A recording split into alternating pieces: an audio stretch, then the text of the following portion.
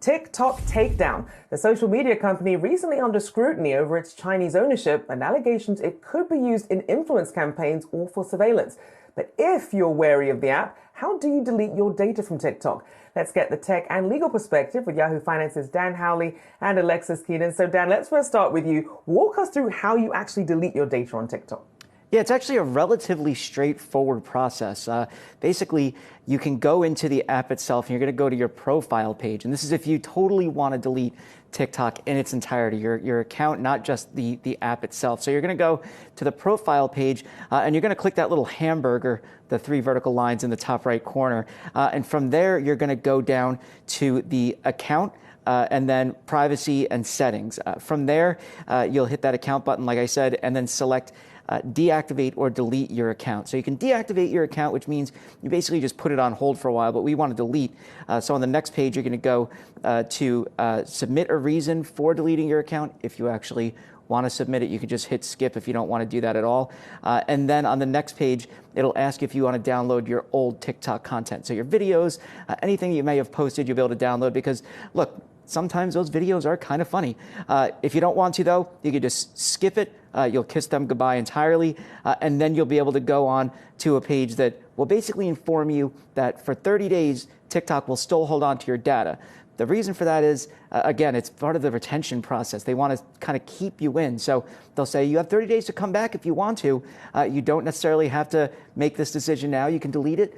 And then if you want to come back, we'll still have all of your stuff.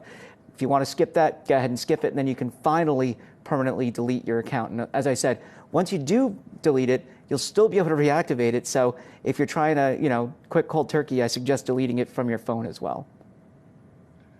Good luck. I mean, it is hard to quit, especially if they add that little 30-day window in there as well. So Alexis, obviously Dan described it there. The deletion process seems straightforward, but TikTok and other companies are in some places legally required to offer deletion. So Alexis, tell us more about that.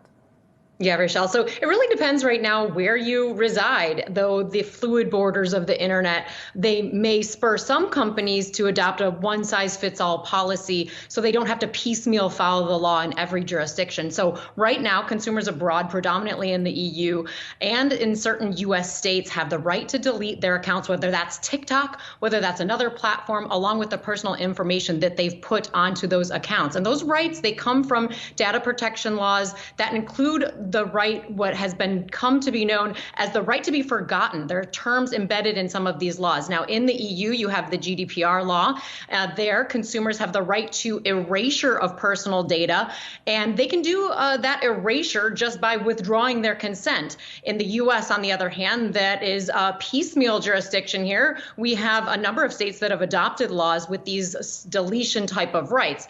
And in force right now is the front runner, the first state to adopt this really comprehensive type of legislation in California.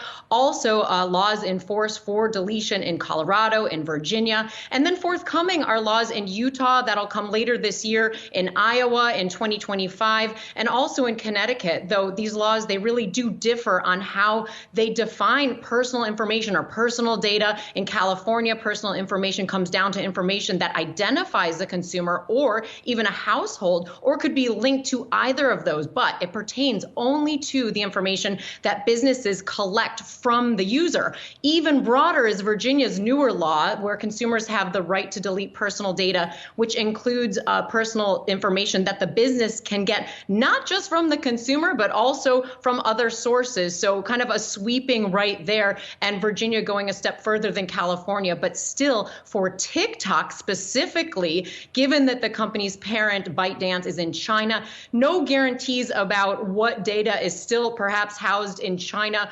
U.S. Congress deliberating heavily in recent hearings over that information and whether or not the company's promise to secure the data with U.S.-based Oracle is going to be enough to satisfy lawmakers here. Rochelle?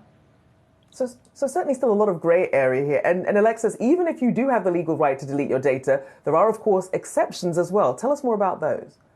Yeah, there are. So as for Europe, for GDPR, there are things like right of freedom of expression that can trump the right to have your information deleted as a consumer. Also, if there's a legal obligation to keep the data, that is required in Europe as well. I should say the EU as well as in the United States. Also, things like allowing a user or a party to perform and finish off performing a contract. Those types of things will be exceptions to the general rules.